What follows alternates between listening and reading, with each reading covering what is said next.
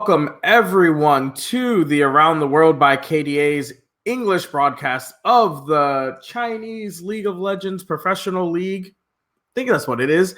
I'm your host, Amanda Sage Joseph Stevens, and with me tonight I have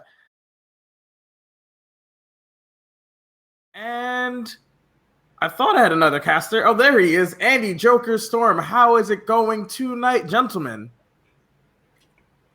Oh, it's going well. I'm excited. All right, you go, Andy. Joker?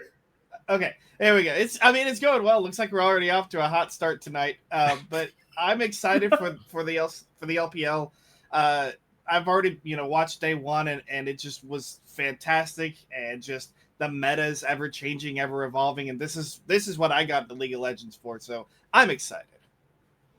What about you, Nibiria?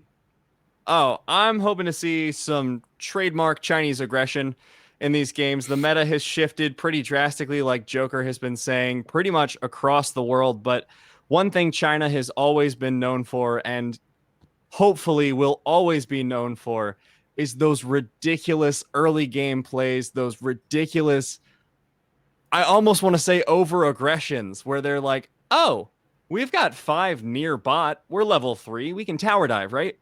Yeah, sure. And then they get the double kill. And then they just walk away as if nothing happened. And that's really what I'm hoping to see tonight, is just more crazy aggression, especially with the meta shifts. Yeah, speaking of meta shifts, last night, as some of you viewers watched probably, was the Clown Fiesta in Korea, where we only saw one game with traditional marksman support bot lanes. And are you guys hoping that meta transfers here to China? These sort of caster or double. So we've seen both Rise, Vladimir, and Mordekaiser bot, but we've also seen some bruisers like Yasuo, Alistar. And we also saw the Taric Master Yi combo. Are you guys hoping to see more of that here in China tonight? I think we're definitely going to see more of the bruiser bot lane. We may still see some traditional, quote-unquote, traditional AD carries, like a Kai'Sa, like the Lucian, Ezreal as well. They weren't hit as hard with the AD carry nerfs that came in on 8.11, but I think we're still going to get a lot more of the Vladimirs, the Yasuos, the Ornns even.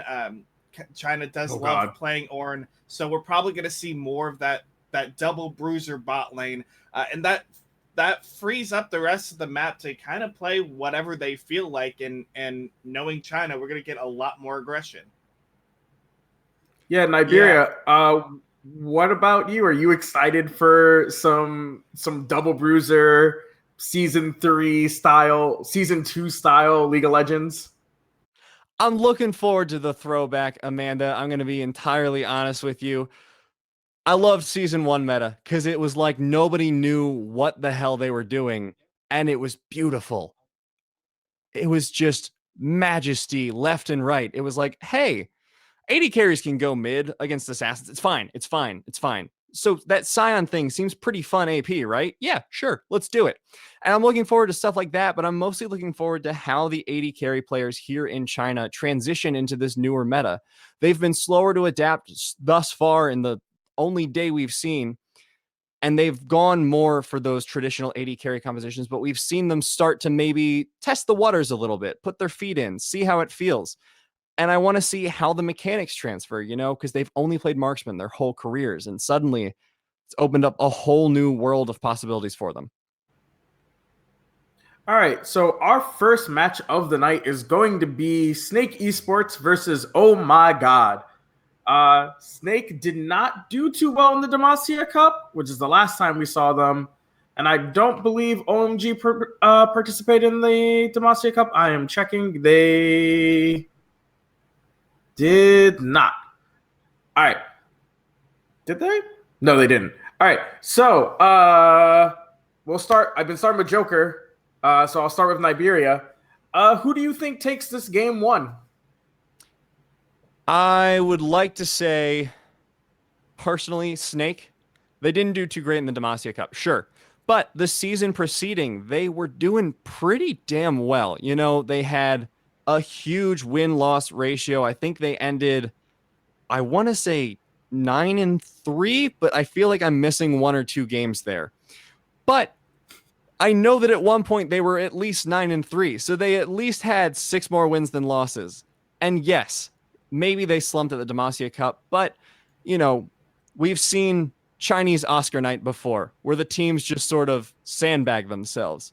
That happens. So I've been informed that it was 12-7, actually. So maybe my prediction is not as strong, but I'm feeling for them, man. They had a strong early start to the season, and I'm hoping that they can get out of their slump. We have seen many a team go through a slump and come out the other side, sometimes even stronger. So I'm thinking maybe we'll see that tonight. You can never count out Flandre. And Joker, what about you? I'm going to have to go with Snake as well. They looked stronger than OMG at the end of the spring season. Even though they didn't have a great showing in the Demacia Cup, they made the Demacia Cup more than you could say for OMG. Unless OMG has made some drastic changes over the course of the off season, in between the playoffs and Rift Rivals and everything that's been going on, or not Rift Rivals, but MSI and everything in that time frame. If they haven't made a change, I think Snake Esports is going to walk away with this series, but we'll have to see. Okay. All right, so those are our casters' predictions. Let's move on to the game. Excellent. Well, Joker, with that, we're both predicting Snake, which I'm really excited about. I love watching Flandre do his thing, strut his stuff. Incredibly powerful top laner, but I'd like to hear your justification on why you chose Snake. Because, yeah, they did well. They got into the Demacia Cup. OMG didn't, but I suspect there's a little bit more to it. A lot of it does come down to Flandre, but we've also SOFM did play fairly strong during the spring split, and it's a matter of can OMG pick up the pieces as well. We've got some talent here. Icon is all right, but outside of the rest of the team, it's a matter of can OMG step up to the plate, and try to take down Snake here in day 2. We've already seen bans come across the Camille, the Yi, even the Talia. So we're not going to see the jungle Talia. We're not going to see that Master Yi matchup like we've seen previously. We saw in Korea. So that's already telling me that we're going to look at more of a standard matchup this game. I'm going to be honest with you, Joker. I'm real disappointed we aren't going to see the jungle Talia. Look, I know the Master Yi probably wasn't going to come out, but I was hoping we'd get to see the jungle Talia so long delegated just to that mid lane, but unfortunately, not going to see the mix-up there. We're going to see that Karma locked in. Where do you expect this to go? Because there's at least 2 options. It's China. No, there's 3. You've got support, you've got mid, and you can still continue to play the tank Karma up in the top lane. It's China. They were kind of the ones who invented that tank Karma, so it very well could be a top lane pick. But I like it from Snake. It's that flex pick. But we may still see the Xayah Rakan from the OMG bot lane. We do see 2 of the more traditional AD carries that are banned away in the Lucian and the Draven. That does leave that Lover's bot lane open, and I think it's strong enough that even with the flex pick Karma, you can go with this bot lane and give yourself a good, strong early 2v2 into Snake.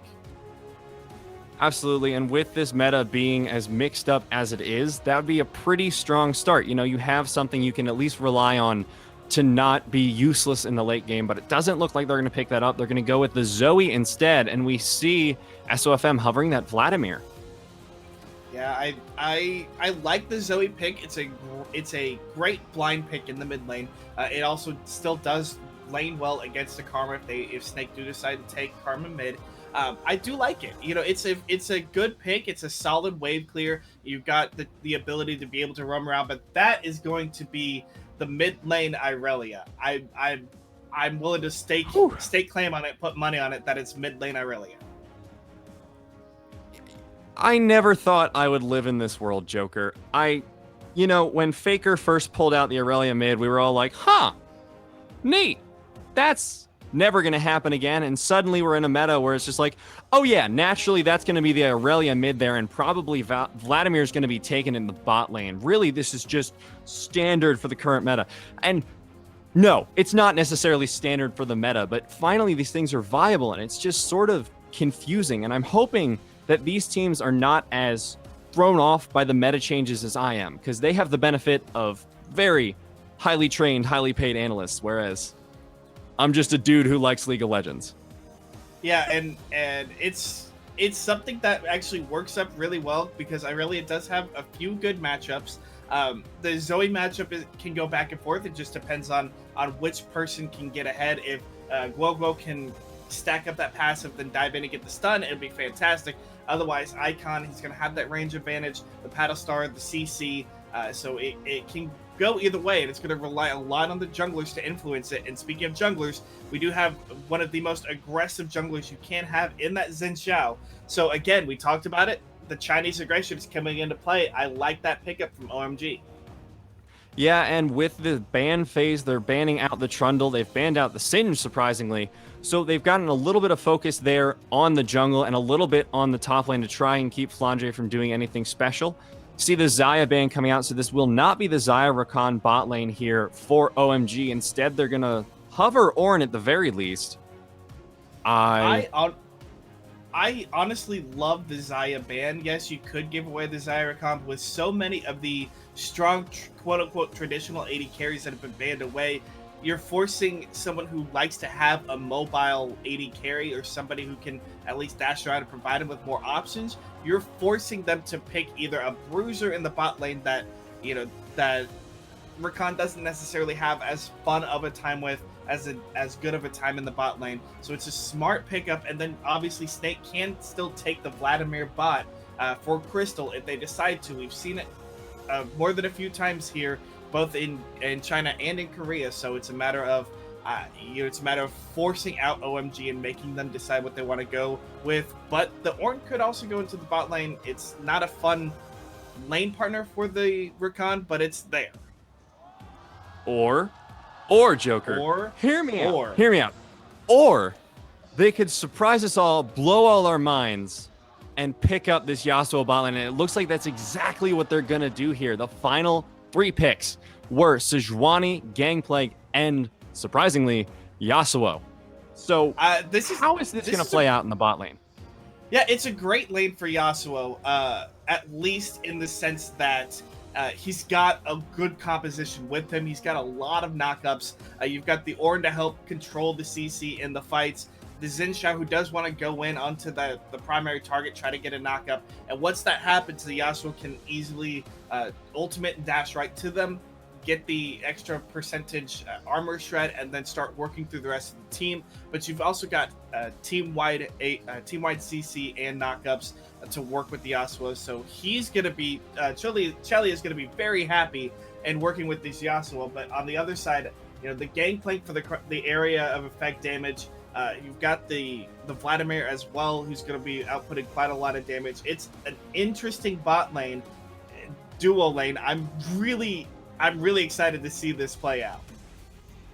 I am too, and I'm especially happy for Snake here because they were able to pick up 2 comfort picks in this weird miasma of meta switches. They got the SOFM on Sejuani, one of his very most played at 12 games, and Flandre is also on his Gangplank, 11 games played, the most so far in his last season.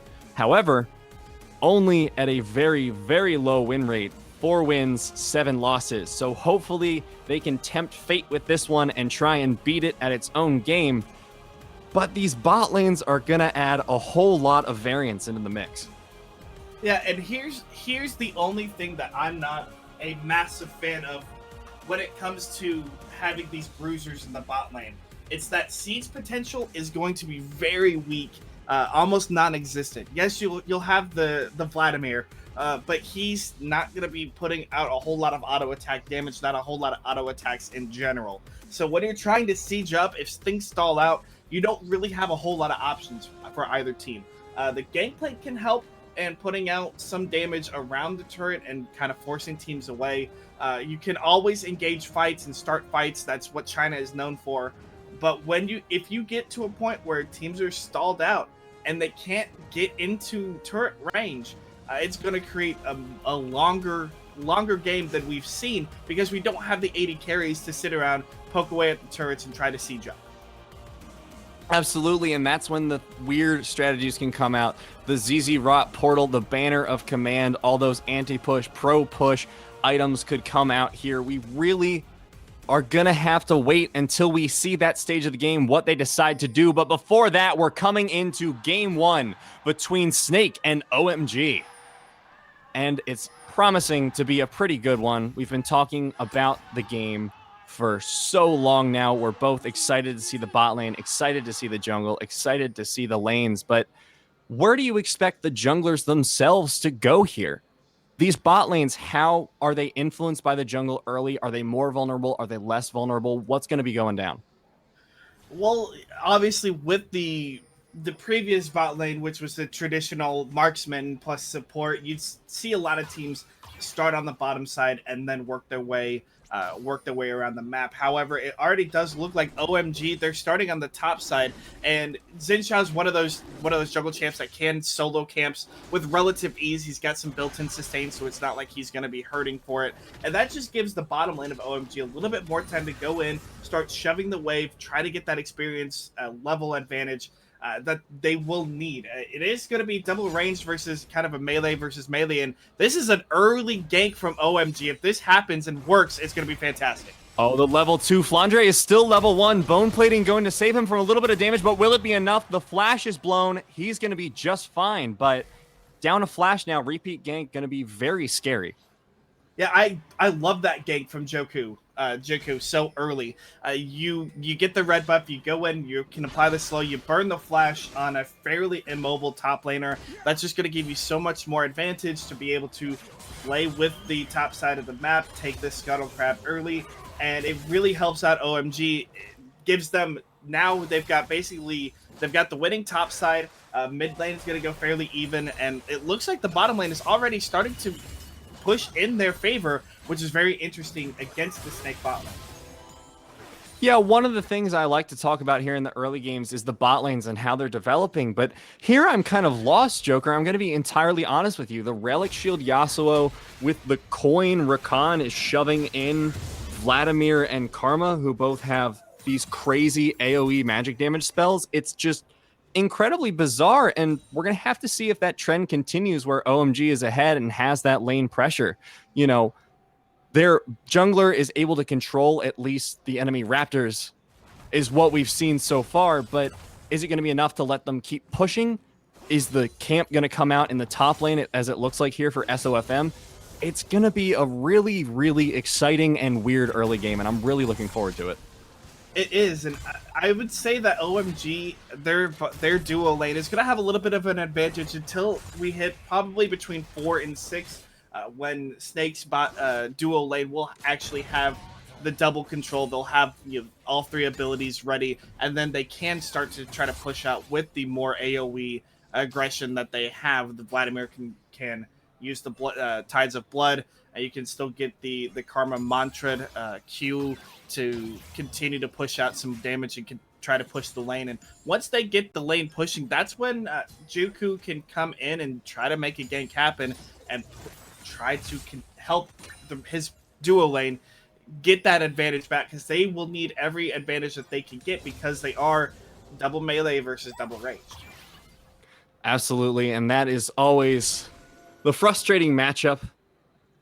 Ranged into melee, ranged 9 times out of 10 is going to win it. So far, they've been doing pretty well, and they need this buffer, right? They need this early game lead because, as you were saying, 4 to 6, suddenly Snake's bot lane is going to be a lot more powerful. They're going to be able to do a lot more. Of course, that Vladimir is going to be able to sustain pretty much infinitely.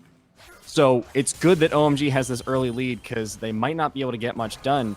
But as I say that, we look at this lane and it's still just Snake being shoved in, trying to farm under this tower. Yeah, the good thing is, though, is that they're still relatively even in gold, at least as far as the duo lanes are concerned. The Relic Shield is a little bit unfair. It's going to give the Rakan a bit more gold than, let's say, the Karma may be able to get because of the Relic Shield passive. At Ward, the Ward is going to be very crucial there for Flandre, keeping him alive, because Jakku could easily come in for that return gank, which is interesting to see him do on a shoving lane. They may want to wait till 6 in order to try to make a dive happen with all the ultimates that are available. The Ornn ultimate, the Xin Shao ultimate that can help prevent some of that damage coming in from outside sources. But I think at this point in time, Jakku would probably behoove himself to try to continue to play around his mid lane and get this Zoe ahead.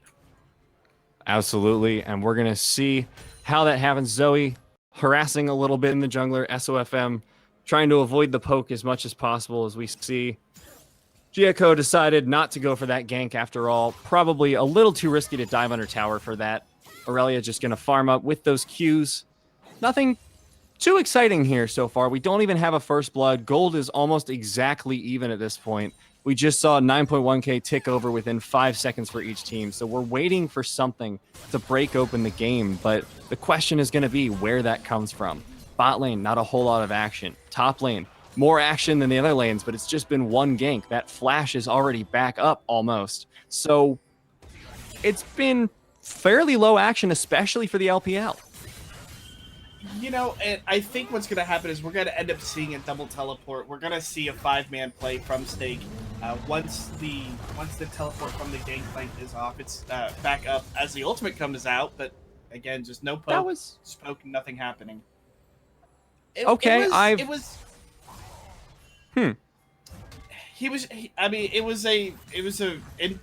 a very interesting ultimate, but nothing really coming of it. Just kind of I guess he's just trying to force Flandre out of the lane, which did happen. He had to go to the river to just try to sustain. But going back to my point, if we see anything, it's going to be a 5-man dive onto the bottom lane.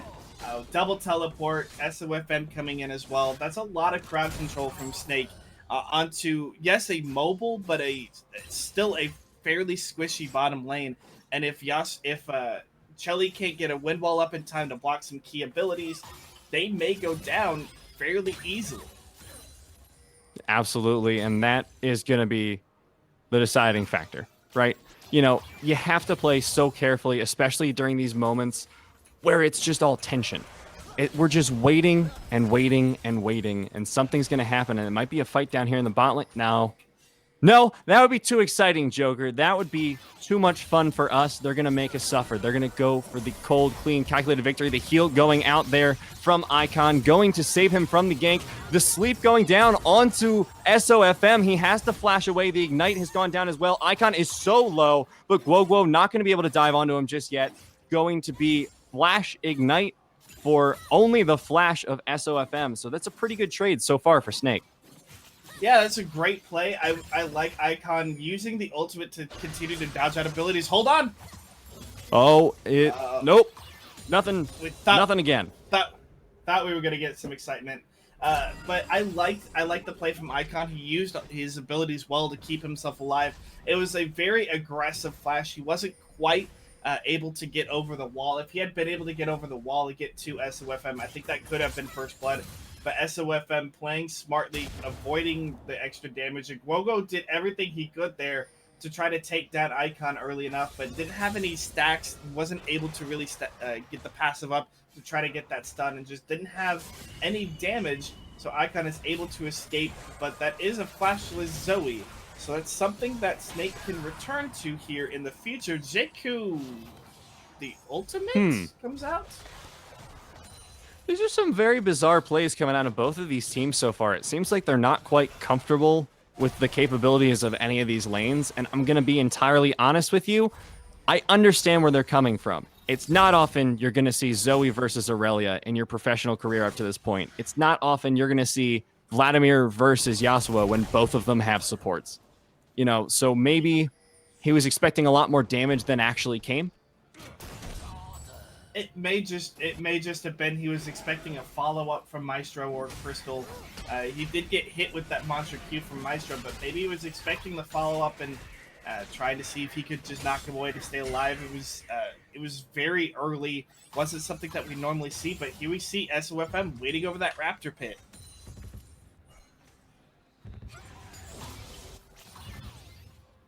Yeah, and there's not really any fights coming out right now, except maybe this one. Nope, the sleep gonna go wide. But meanwhile, in the river, we're gonna have a little bit of a fight here between Xin, between Sejuani. Call of the Forge Gods is going to come out. It's going to get a knockup. SOFM goes down for first blood. Finally, yeah, Joker, we're getting some action. It was very pretty much the antithesis of what I thought was going to happen. Instead of a 5-man bot play for Snake, OMG rotates up, 5 comes in, trying to force his way around there in the mid lane as well, and jumps around, and Jakku gets the chase, and yes, he got stunned up by SOFM, but the Call of the Forge got hold on Icon. What happened there? Icon looks like went a little bit too deep, thinking that 5 would be enough to back him up against that Aurelia under tower, but Gogo said, guys, Aurelia, remember what I do? I kill things very quickly. I use Qs. I use blades. You die. Come on. And unfortunately, it looks like OMG was not prepared for that, having to say their own team name out loud after that engage. And soon to be this one, they're going in, they get the knockup onto Maestro, and he is down. The next target might be Crystal here, but it looks like the back out. The TP came in. Meanwhile, from Guoguo, he misses the stun, but will it be enough to take him out now? He dashes away, but the chase remains. They're flashing onto him. They're not going to be able to get him. He's staying alive for so long. He's still alive. He gets the stun. Is he going to get out? No, the flash in from Xiang is going to finally take him down, but the re-engage not going to be able to come out thanks to OMG. 4 men here in the bot lane able to pick up a kill in that fight. Yeah, that was a really extended fight. We barely caught the beginning of it. Shelly was able to get himself a kill, get himself an assist. They get the first turret as well. So OMG really starting off strong. They use the Rift Herald to secure it. They get the push continuing. OMG are looking good. They're looking like they know how to play this style a little bit better than Snake is able to handle, as we see the replay here from the first kill. So it's just a basic pick. It looks like it could be a basic pick on Guoguo. He hits the ultimate. The disarm helps out. And a couple turret shots later, Icon is dead. And that's just what Aurelia can do when she's able to dance around like that. Yeah, it's really the traditional LPL play, or at least what I like to call the traditional LPL play, where it's, hey, is it theoretically possible that I can still outplay this? If yes, I will continue doing whatever I'm doing. If no, it's probably too late, so screw it, let's see what happens. And I love seeing that. And sometimes you'll see these ridiculous plays come out that are so good and so ridiculous. And sometimes you'll just see something like this, where the Aurelia starts to outplay because of a miscalculation from Icon. He gets out, dashes behind. The ultimate from SOFM. He gets onto 1. That is 1 man in trouble. He is down. Now it looks like the Aurelia is still alive. Call of the Forge God going to get the knockup, going to get the auto for the stun. No, the shield coming out from Maestro, going to keep him alive. And they just get 1 for none. Snake playing that so well, especially Guoguo was playing that like a monster. Oh, that is the mechanics you want to see coming out of your star mid laner there in Guoguo. Being able to dive around on this Aurelia, using the resets properly, and the fight still continues. And it looks like the Icon sleep going to go a little bit wide. Shelly trying to get the knockup, but not quite. Looks like the bot lane just rotating mid for the time being, going to play the wave clear game. And the wave clear, it's something that they'll need to keep up with, and that's going to be a problem of Snake, is they don't have very consistent wave clear, very safe wave clear. OMG, they're going to have Icon who will be able to paddle star around and clear the waves out. But going back to that mid lane fight, Guoguo is able to just dive and dodge, duck, dip, dive, and dodge his way around the fight. Just dodging every single bit of CC. The clutch shield from Maestro in at the end to save him. Ziyang should have been able to pick up that kill without a doubt. Landed both hits of Call of the Forge God onto Guoguo and took him down so low. But that's just some mechanical outplay from Guoguo. I don't think you're going to see anything else like that in any other league except for maybe LCK. Yeah, you know, the general play style of the other leagues is play safe, play for things that are close to guaranteed. And it makes sense, right? You don't want to go for plays that are like 10 to 90 with a 10% chance of success, where it's like, okay, 10%, we just win the game straight up. 90%, we've lost a huge lead. But like we were saying, one of the things about the LPL is they say, okay, yeah, but that 10% though, pretty sure I can do that. And both sides really do it every single time. They both try for it. And that's what makes the meta so unique. That's what makes the play so special. And we see the Ocean Drake going down. Not a whole lot special about that, but it's possibly a mid lane team fight here coming out. The sleep has landed at this point onto Crystal. He gets the pool, but he gets knocked up and taken out. 5 picking up the kill. Ultimate from Jaco. I don't think that was the right play there, but little security can't help. No, he just got blown up. Crystal was in the pool and was still asleep as he had to come out of it. Combined the paddle star, the Yasuo, the 5 also threw down the ignite, just everything piled onto Crystal. And he just got instantly deleted. And this is it's the risk assessment of China. It's yes, 90% of it. 90% of the time it won't work out, but the 10% of the time it's going to work out so well in our favor that it's going to tilt the table. So let's go for it anyway. Because if it doesn't work out, we can just find a way to get back into it later. And that's their play style. They love to have that where we just make plays happen. And if they work out, fantastic. If not, we'll make it happen again later on in the game. We're not out of it yet. And it's so refreshing to watch this. Absolutely, and they've made quite a few plays happen across the map. Let's take stock of what's been going down, where the teams are. We see for Snake, 2 kills, about 26k gold. But for OMG, 28k, not a huge lead, only 1.3, but they've got the 2 extra kills, they've got the Ocean Drake, and I'd like to say that they have the tempo lead. They are in control of this early mid game. And it's really up to them where it goes from here. They need to be careful with their plays now. They need to be measured with their aggression, but they need to keep making plays happen. And that's going to be the focus of the next few minutes as the ultimate goes out. SOFM in a whole lot of trouble. Aftershock is not going to save you now, buddy. Icon picking up the kill. Currently 1-1 and 2 on that Zoe as they're about to pick up the mid lane outer for the second tower of the game. Yeah, and that's just, again, the aggression that they have, the control that they have over the rest of the map. OMG is just able to walk into the jungle easily. 5 throws out a little bit of vision, finds the jungler. SOFM is all alone, nobody else around from Snake, and it's just an easy pickoff, and the snowball continues to roll for OMG. Yeah, and they're doing such a great job capitalizing on these mistakes from their enemy. They caught SOFM out. They said, oh, well, he's dead. That's neat for us, and we're just going to take mid tower off it, and we're going to back off. We're going to try and bleed them dry in their jungle. We're going to try and bleed them dry across the map. Going to stop them from getting the towers. And really, from here, it's a tempo game. Because if they stall out long enough, suddenly that Vladimir is a lot scarier. Flandre on that gangplank, way, way scarier. And SOFM is going to be incredibly tanky. Yes, Yasuo does a lot of damage through armor, but he's not exactly an AD carry. He has to go in, and that is his weakness against these hyperscaling tanks like Sejuani.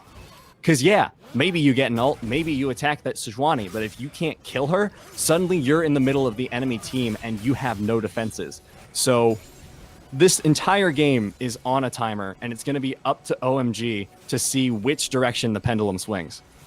And the 2 most aggressive champions here on OMG, the Xin Zhao and Yasuo, they're one-way tickets. As soon as you go in, there is no getting out. It's much like Leona. You're in, and you're in for the long haul, no matter if your team's there with you or not. So it's a matter of, can OMG coordinate that properly and use the CC they have effectively to do so? With the Ornn, with the Rakan, even with the Zoe a little bit, they've got the crowd control that they can make it work, and they can follow up fairly well whenever Jaco and Shelly decide they want to go in. Yeah, absolutely. We see the top lane tower being taken out there by Crystal, trying to put pressure on the bottom lane, but OMG was not able to take it thanks to the ultimate from Flandre. Just going to shove it out, try and keep the pressure on the outer towers, but so far, Snake's doing a pretty good job of stalling the game out. They've stopped the bleeding a little bit. still only down a little bit more than 2K. Sorry, less than. So they've got time to scale up if they're careful. And Flandre is just going to power farm in the bot lane. And this is what he does well, right? When you put Flandre on Gangplank, yes, they have not had a ton of success with it, but Flandre will just find the farm across the map. He will find ways to stay relevant. If he's not relevant, he will find ways to become relevant. And that's what OMG is contending against. And we see him 213 CS. He's up at least 20 on his opposing laner. And that gulf is only going to increase because Xiang can only teamfight, right? And it's a matter of Snake learning how to play around the Gangplank as a team, as we've got a little bit of a freeze here, but we can continue on. Here we go, back into the action. It's a matter of not Flandre and his ability to play the Gangplank, but it's a matter of Snake learning how to play around the Gangplank. When do you play? When do you fight? You know, when is he strong? How do you do it? How do you defend us while the Gangplank farms up and scales up? And it seems to be so far that they're doing a decent job at it. Yes, they're down a few kills, a couple thousand gold, and a turret, but they're still able to play. They're able to play around it fairly effectively, and that just bodes well for them because once Flandre can farm up, you know, Crystal's now got 2 items working on and going to be working towards his 3rd here in a few. Once you start to scale up as Snake with the composition they have, Shelly doesn't look as scary. Jakku doesn't look very scary. Icon won't look very scary either, and so now you're going to be able to burst them out or at least sustain through the fights. Yeah, and if you look at the itemization that's coming out here too, it's a telling story because if you look at Jakku's items, he's trying to build towards that Trinity Force, but he only has his jungle item and the Phage. He's working towards the Stinger, not quite able to get it. On the other hand, look at Guoguo, also looking for that Trinity Force power spike. I'd argue much more powerful when he gets it. He's gotten it.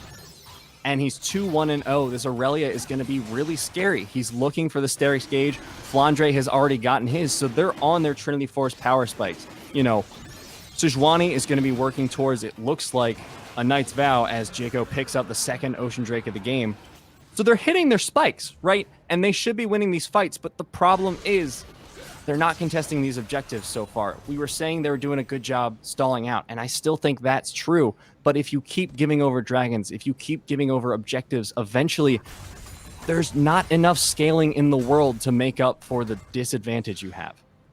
No, and at this point, Shelly has hit a massive 2-item spike, has the Infinity Edge completed, and the new Infinity Edge combined with the Conqueror key rune, that's gonna mean massive amounts of true damage on every single attack from Shelly. Not only he's got 100% crit rate at this point, combined with the doubling from his passive and the doubling from the Infinity Edge, so he's gonna be critting every single shot.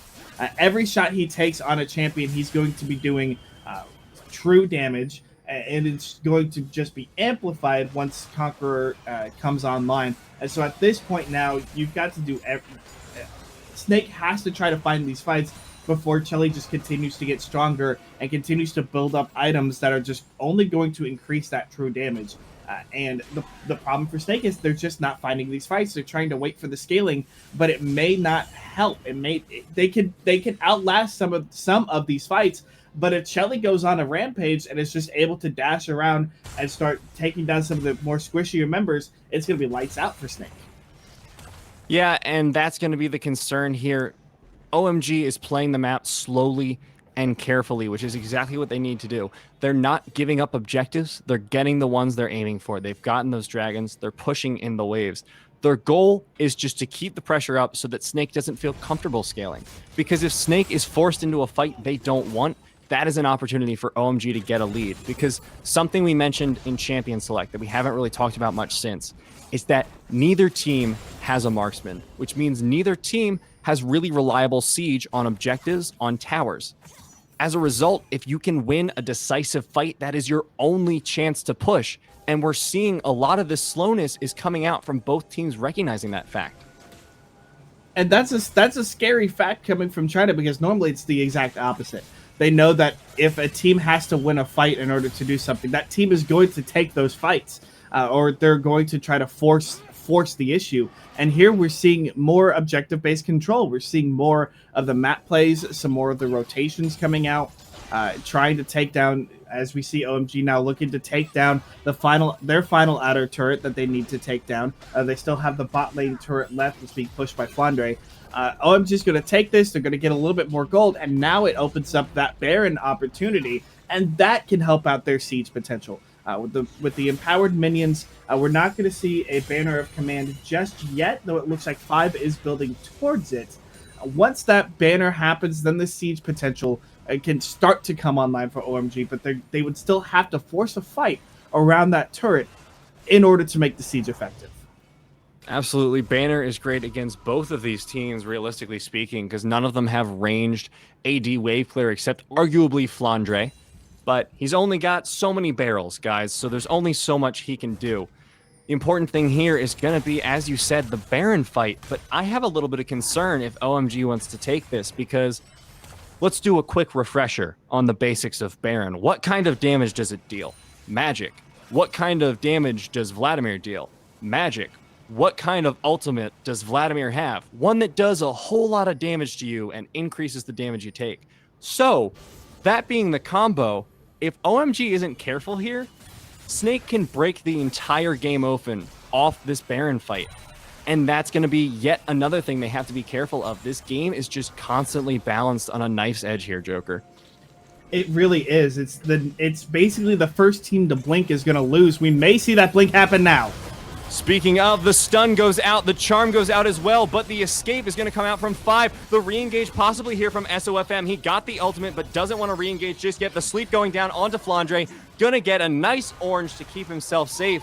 We thought it was going to be a fight, but instead it was just an exchange of ultimates there. The flash from Gieko as well has been blown. Looks like Call of the Forge God is going to come out. The engage is the decision of Xiang, but not quite able to get it. Flandre just going to poke out a little bit with his Q, and the fight has not yet started, so maybe they're going to back off. Maybe they're just going to say, whoa, wait, we're good. Let's be friends. Oh, Icon doesn't seem fond of that idea. I'm going to be honest. Icon doesn't like making friends. He likes going in as much as he can, but here's the Baron started up by OMG, and it's not being seen by Snake. And this is great timing, because Icon was able to push SOFM away. If he comes back into it, he's going to be low health. Flandre is in a whole lot of trouble. Last breath and the knockup from Rakan going to go out there. Xiang doing his best to try and lock down this gangplank, but he is still alive so far. Gieko is going to be the first one to die in the fight, however. It looks like Chelly is really low there on that backline. He is not going to be able to engage unless someone gets a nice knockup for him, but it's just not happening. Xiang goes down, and Icon is going to be chased out here by Snake. They so far have a 2-kill advantage. They're going to look to turn it into 3, or instead just back. No, the re-engage from 5. He gets the knockup. He gets the ultimate. Wogo is so low, though, and he's going to die. 2 for 1. Finally, 2 for 2, rather, in the extended engage there. Snake should have just backed off while they had the chance. Yeah, I like OMG. I like that OMG is they took the fight, or they were trying to take the Baron. I don't like that Chelly immediately hit R as soon as looks like Flandre got knocked up on the other side of the Baron pit. Because if an extended fight is going to happen quite like it did, there's more opportunities to land better knockups on multiple targets. And Chelly was not able to use the passive part of the ultimate effectively and get the extra armor shred onto the rest of the fight. So once the fight then started rotating down towards the mid lane and things started to get spread out, Chelly lost a good amount of extra damage that he could have done in the fight. He wasted it all trying to take down Flandre. Flandre still was alive. The extended fight was good for both teams. I mean, OMG still, they were able to come out ahead, or at least, come out even, which kept them ahead. They weren't able to get the Baron, so that's a good job by Snake of at least stopping what could have been a map opening Baron. Absolutely, but unfortunately, neither team is going to pick up that Baron here today. at least for now, we're going to see if they're looking for the re-engage. SOFM looks like he wants the flank, but Jaco and Chelly are going to try and prevent that. The chilling smite. He's going to have to use his ultimate to get out of this, but the ultimate of SOFM is on the return. They're trying to get this pick so badly. They want him. They're able to pick it up. That means there is no smite available for this Baron, but there is a Yasuo, there is a Rakan, there is a Zoe, and there is an Ornn. You have to be careful when you're taking this engage. Sure, you do a lot of damage, but that's the Ornn teleport. He wants to take this fight. The Baron is just below half. The sleep from Zoe not going to land onto anyone, but Call of the Forge God will. The ultimate there from Rakan getting far, and it looks like the fight has all gone wrong for Snake. They're so low on the backline. Baron is doing so much damage, and it looks like Baron instead is going to go down to OMG. It was disastrous for Snake. Icon with the secure there. Oh, that was beautiful. The fight's still going on. Crystal, you are in trouble, buddy. Chelly gonna pick that one up, finishing off the fight, picking up 3 kills off the back of that. And Snake with probably the most disastrous Baron call that could have occurred this game. I think the Baron call was right. The execution and the fight afterwards was not. What made it was Jiang able to teleport himself in, landing a huge Call of the Forge God. We see it coming in through here. He lands the first shot onto 2, lands the knockup onto 2 as well, and that's an immediate blink from Chelly. He's able to dish out quite a lot of damage. An early smite came in from SOFM to try to keep him alive, but it just wasn't enough. And now is when Chelly can start to run roughshod with that extra, with the extra armor penetration coming in from the ultimate. Maestro tried everything he could to at least steal that, but it's just not enough. And now this is going to be the game-breaking Baron buff here for OMG. They've got it on all 5 members, I believe. They've also got the triple ocean now, which means that they're going to continue to have more sustain, more life, more mana. That means that their sieges are going to be a little bit more effective because they're able to stay in the lanes a lot longer. This is a fantastic workout for OMG, and it works off of a fantastic play from G. Absolutely. They're just going to try and take this inner tower here, go for the pressure. They were able to secure the Baron, which means they basically just have free pressure here, and they're utilizing it pretty well. They've gotten the bottom lane inner. They're trying to maybe force out a fight here. I don't think they want that necessarily. Going to try landing the sleep onto SOFM, going wide, but they're zoning right now while Chelly is clearing in the bot lane. So they're just keeping up pressure as best they can. They don't know what they're going to do with it yet, but they know they want to do something. The sleep going to land onto Flandre, but no big deal. He's got oranges. He's fine, but it doesn't look like Icon is. The ultimate coming out there from Sejuani, and the fight has begun in earnest. Rakan tries to get in there with the charm, but not able to get anyone. The fight is going so well for Snake. They've gotten almost everyone. Is it going to be the ace? Oh my god, that fight was so disastrous for OMG. 2 fights in a row, both going terribly for different teams. 4 for none there in that great fight by Snake. Guoguo just was able to reset like a madman in that fight. That's going to be a 4-man siege coming down mid. The problem is they've got both the outer and the inner to still work through, but I think OMG just got a little bit too hot under the collar. They tried to make something happen. They got a little bit too close, and Snake punished. And that is the risk reward of the LPL and the China playstyle.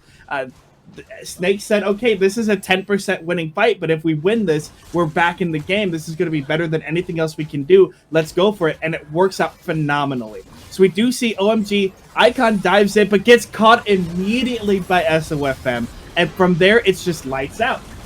Flandre goes in. Guoguo is also able to continue to reset the fight and get those resets throughout, dealing a lot of damage.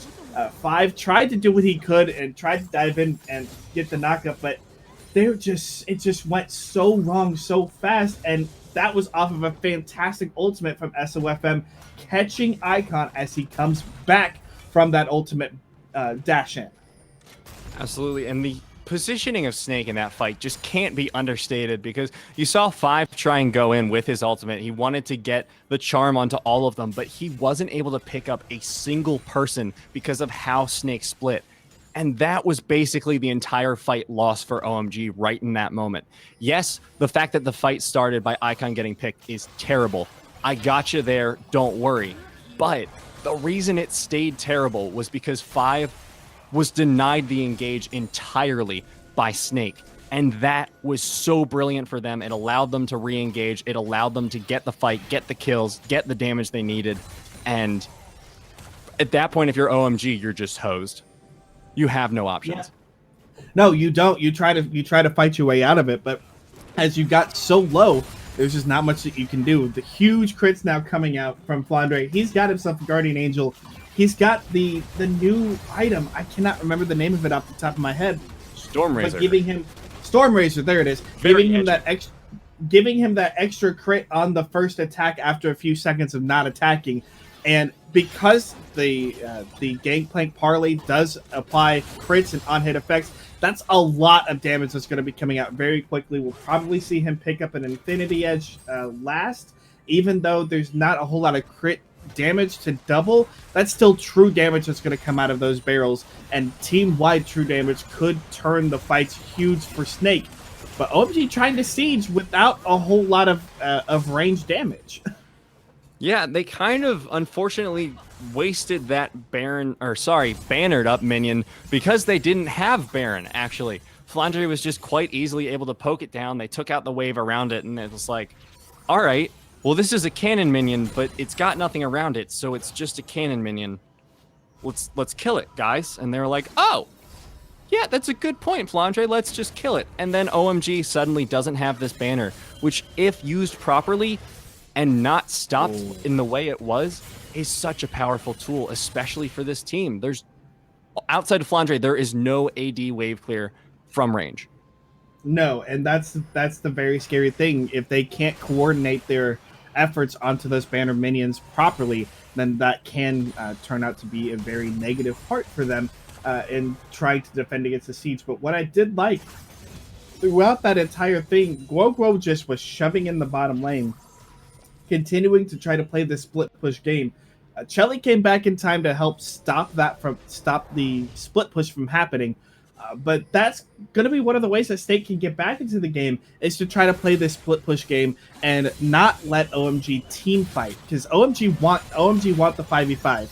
They want these skirmishes. They want Chelly to be able to get these knockup ultimates, be able to throw in the last breath and just use the CC and AoE control that they have in order to win the fights. So Snake, they're playing a 1-3-1 fairly well. They're able to split push and draw attention around the map. We're going to see a split between Elder and Baron. They're up at the same time. We could see a fight happen before either one of those objectives happen.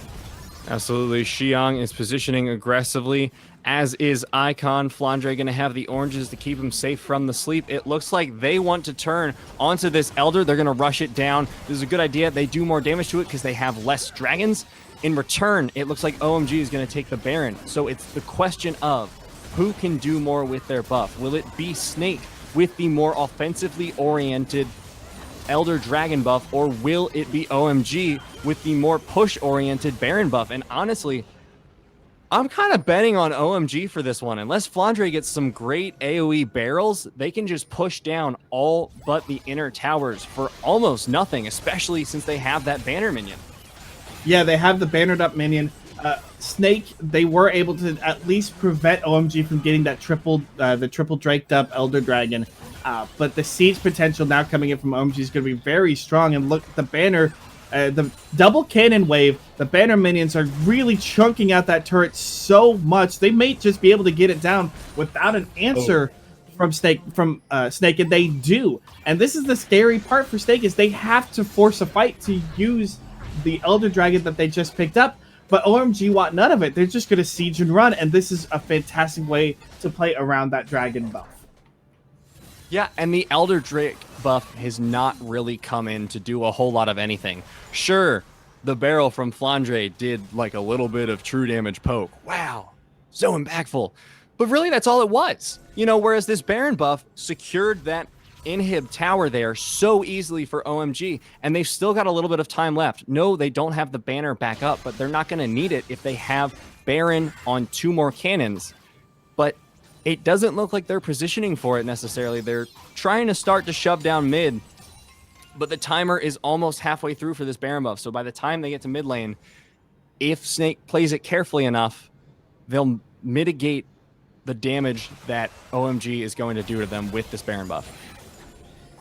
This game has lasted about 20 minutes longer than I had originally anticipated during Champ Select, when we were able to at least take a look at what these compositions were built.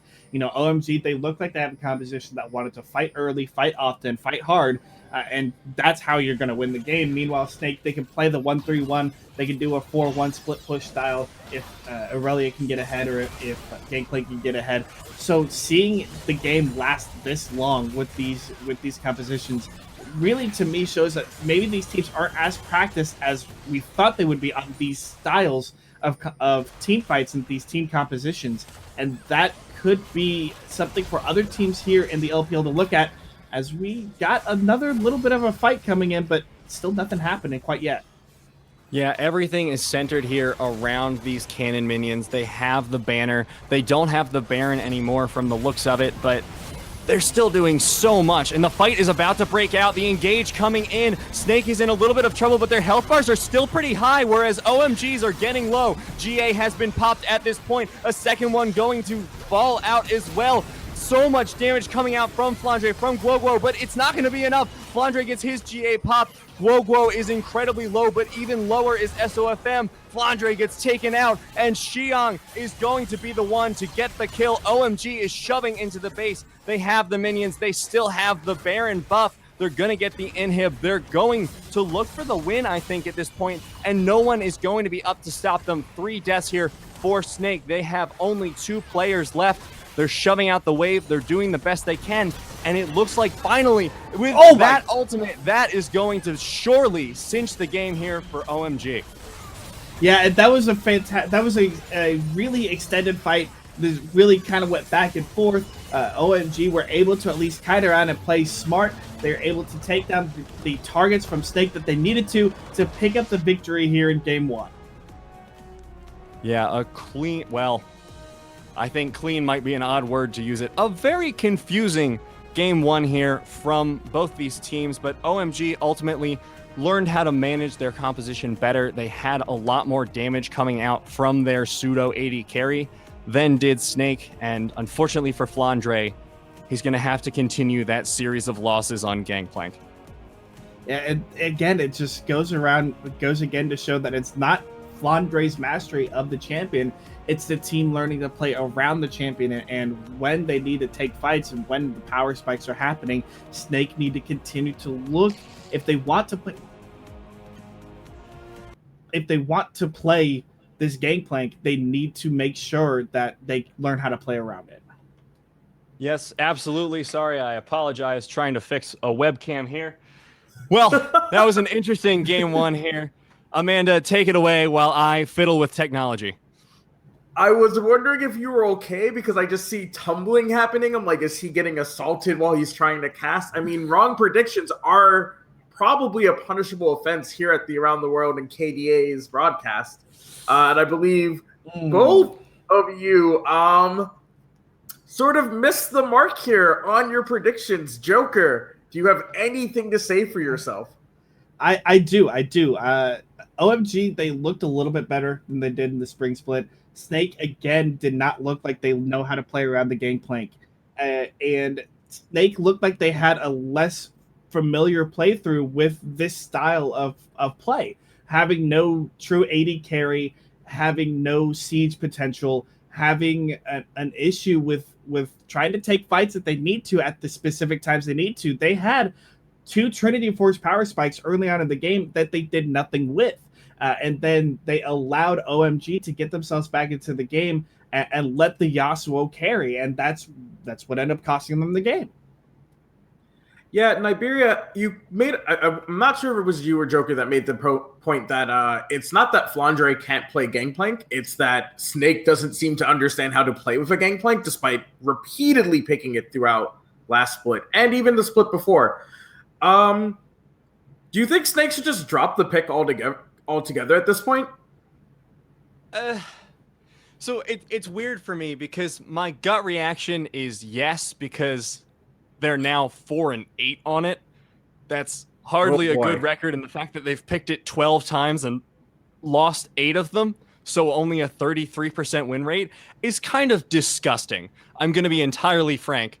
But the alternative here is that we have to think about why they're picking it. What does it give them? And it gives them a lot of control over those side lanes. It gives them a lot of control in those team fights to keep getting a lot of AoE damage. They want Flandre on these AoE damaging carries in the top lane, Vladimir, Gangplank, stuff like that, where he can do damage, where he can carry like he's wont to do.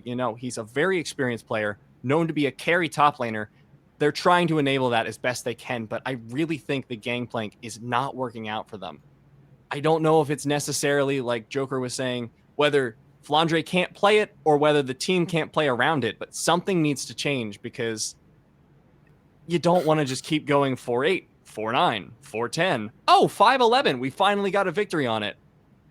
5-12, 5-13. You can't have that happen, especially basically in a circuit. You can't keep losing games off something that's giving you nothing. And yeah, I don't want to put all of this game on the blame of the Gangplank pick. There were some other questionable things that seemed to happen. Crystal did not look very comfortable on that Vladimir. There were some interesting Maestro plays. I feel bad for Galgo, who doesn't seem to know, who did his damnedest to play Aurelia mid, and his team just couldn't capitalize on it.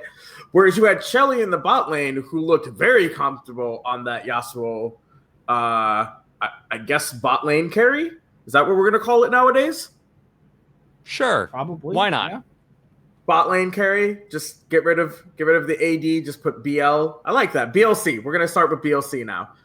Joker, do you think it was sort of what we were talking about before the game of whether or not these AD carry players who are used to playing marksman, the conversation is always better jungler wins. Is it now better all around player wins from the bot lane carry position?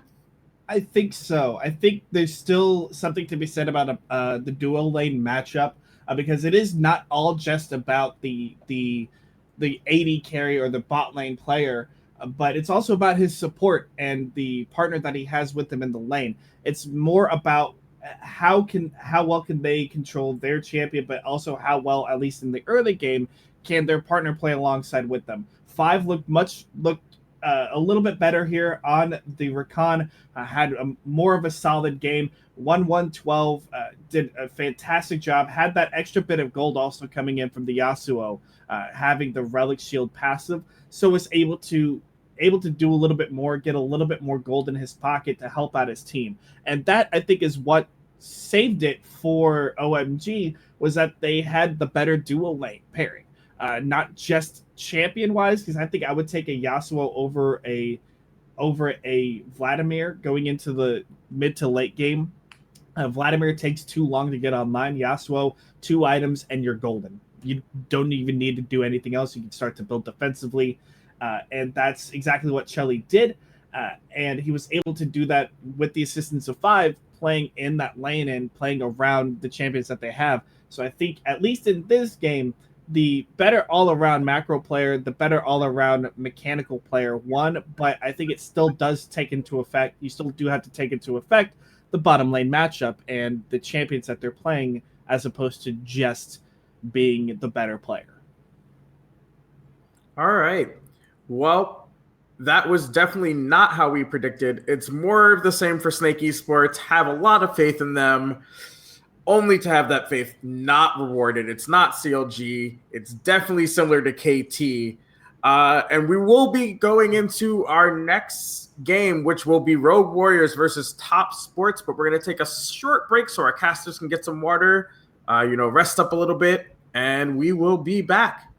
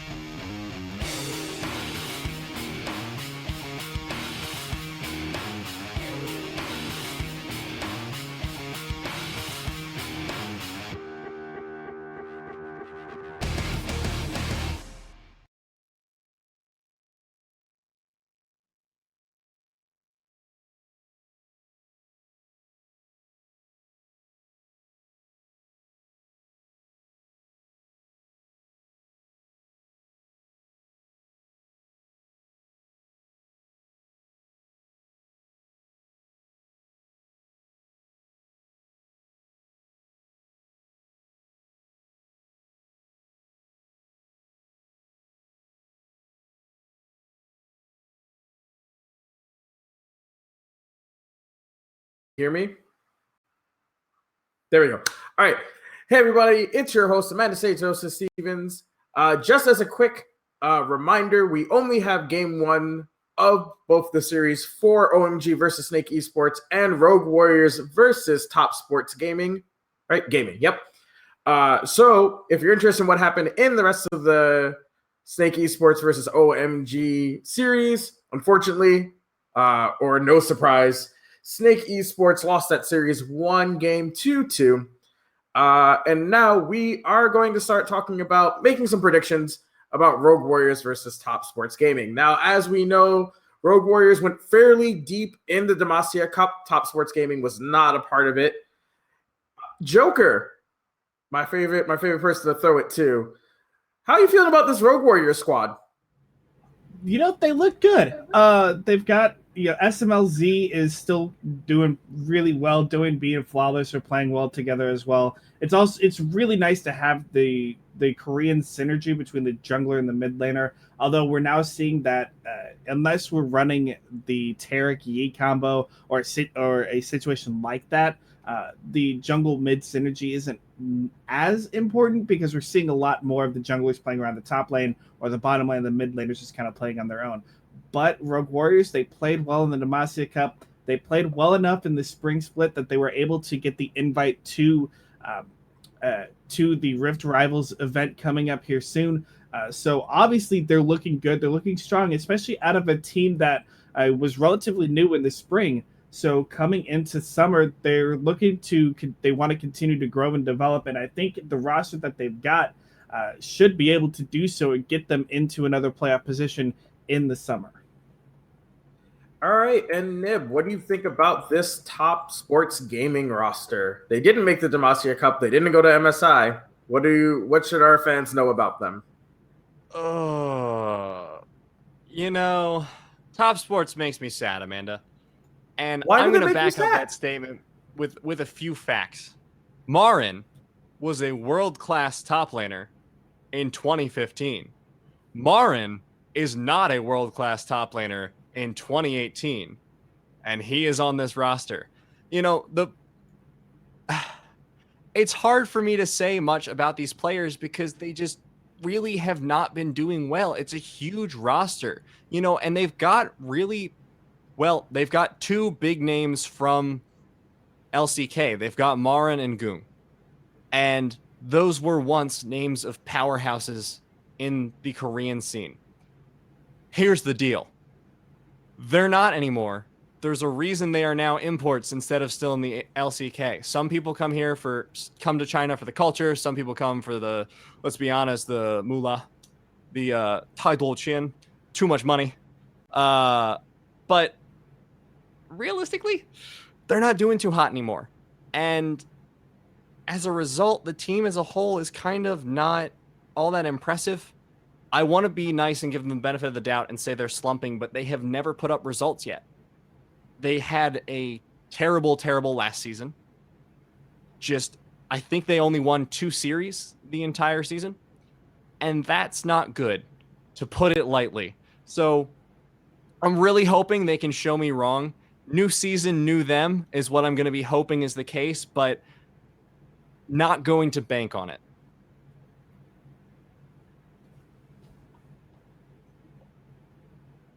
We lost Amanda again, I think.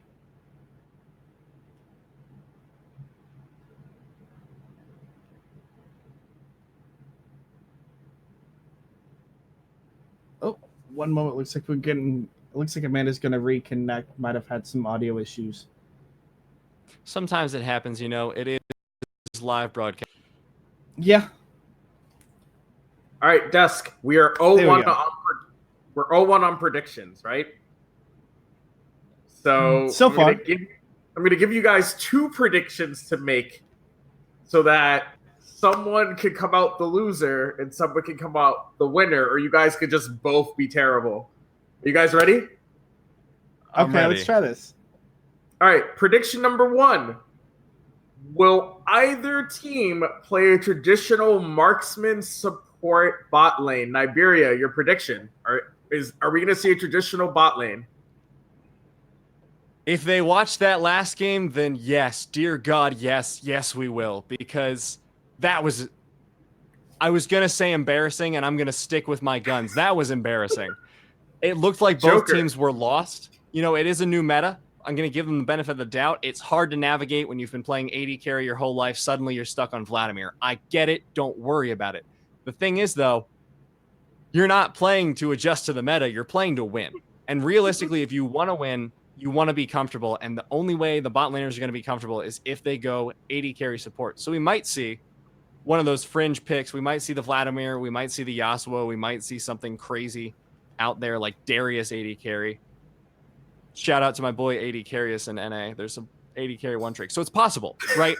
Like, he's amazing. I don't even know him. But anyways, back on track, pretending I'm actually professional and know what I'm doing. I don't expect that last series instilled confidence in the idea of the off-meta bot lane, especially here in China where the AD carries are so practiced at playing that marksman role. And you have players like Uzi walking around. You can only be so bad when competing against Uzi, because otherwise you would not be in the LCK anymore. You would be shipped off to, or LPL, sorry. You'd be shipped off to the LSPL before you can blink. So my prediction is we're going to see at least one classic AD carry support bot lane. Joker, are we going to see traditional marksman support? I think so. With the AD carries that we have coming up into this game, we've got SMLZ, and it looks like we'll have Choo Choo as well. I think of the two, Choo Choo may be the one to not go with a traditional marksman, but I have a feeling unless we get the bans that get taken away, which could very well happen, we're going to see something like a Lucian or Ezreal, or a Kai'Sa and Ezreal, Kai'Sa Lucian, one of those 3. If we see marksman support, we're going to see one of those 3. And I think with the 80 carries we have, I think we're going to see it. All right. So both of you guys predict traditional bot lane, at least from one of the teams. Now for the game prediction, Joker, is it going to be Top Gaming, or is it Top Sports Gaming, or is it going to be Rogue Warriors? It's going to be Rogue Warriors. I'm very confident in this. Simply because of the showings that they had in the spring, the way that they've been playing, the team that they have, they look very strong and very confident. And it just, Top Sports, they have so many players that they could flex with that it doesn't look like they're very confident together when they do play together.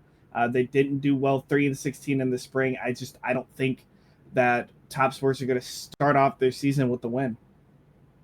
All right, in Nibiria, we've got Joker saying it's gonna be Rogue Warriors. Are you joining the Rogue Warriors hype train?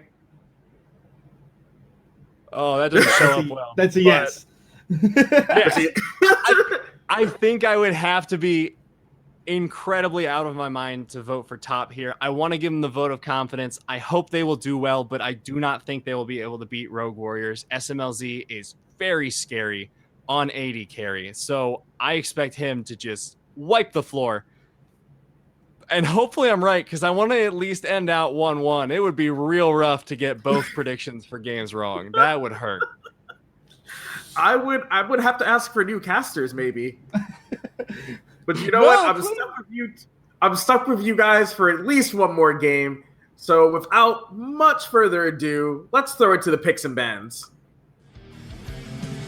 All right, let's get into it. It looks like the picks and bans got there before we did, Joker. We're going to see that Lucian, like you predicted, the Alistar. It looks like the Ornn versus the Kog'Maw Camille. Huh. The Kog'Maw is another one that's been kind of popping up because he's not a traditional crit carry. He's more of he's the Rageblade carry. Rageblade, probably Blade of the Ruined King is what we may see out of him. So I'm not surprised to see a team like Rogue Warriors with SMLZ go with the Kog'Maw. They do have Killua as well, can play this Tahm Kench we see. So now we have the starting of a Protect the Kog'Maw comp, and I'm not surprised because Kog'Maw wasn't hit that hard.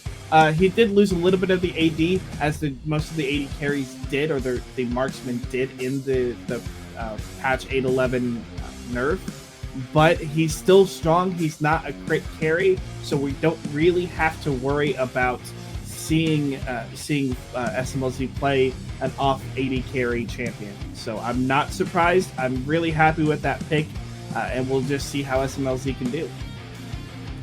Yeah, and with Tahm Kench gives him so much safety. The Gangplank ban looks to be the last ban coming out there for Rogue Warriors. I guess after seeing Flandre's performance, they saw a lot of value into it, because to be fair, he was rather annoying on it, so they're going to say, nope, no Gangplank, no Zoe. We know what's happening. We know what those picks can do. Let's keep them out. So we've seen both bot lanes. We've seen presumably at least one jungler, probably both. So what do you expect for these solo lanes coming out here? So the Zoe was banned, but can leave Aurelia as probably the only other. Never mind. That's going to be a first pick Mundo, and Aurelia is going to be a good blind pick in the mid lane. Ryze is still fairly strong as well for Doom, so he could take that. He's got a couple of good blind pickable mid laners if he wants to go that route, but it looks like I like the Ryze. It rounds out the damage a little bit because you do have two physical damage dealers, and having an extra magic damage dealer and somebody who can wave clear fairly easily is going to be much better for Top Sports Gaming. I do want to actually touch on the fact that Top Sports will have XX in the jungle. He was suspended by the team. They're in the middle of the spring split, but he was unsuspended there just a few days ago. So we're going to see XX in the jungle. Yeah, it looks like that is going to be the Jazz. Okay, I am so glad they switched, because for a second there I thought we were going to have Ryze support and I was going to have to start drinking heavily because of just how traumatic that would have been for my self-esteem and understanding pick ban. But no, we have the Jax top, the Xin Zhao jungle, Ryze mid, Lucian AD carry, and Alistar support. And then we have just this weird composition from Rogue Warriors. Not even saying that tops is standard by any means. How are you expecting this game to play out? These are some interesting compositions. They are much more traditional than the last game we saw. But at the same time, there's some odd elements to them, right? Personally, I like Rogue Warriors draft. They give themselves an early game jungler that can provide pressure around the map. They've got 3 hyper-scaling champions, the Kog'Maw, the Cassiopeia, and the Dr. Mundo. So the jungler there is going to be able to help play around the map. The Camille is going to allow that pressure to help build up those lanes and at least keep them keep them even to scale into the mid to late game. And once you hit about mid-game point, 2-3 items, Camille is basically going to be a stun bot at that point. Hook shot under a wall, try to take out the AD carry. Meanwhile, for Top Sports, they've got a fairly good early game aggression composition. They've got the Xin Zhao, the Rise that can do the point and click CC, that can try to allow them to create some picks across the map. The Jax does give them some late game opportunity and some late game scaling potential. But the Lucian, I'm looking at this, and I think Top Sports, they have a better bot lane, 2v2.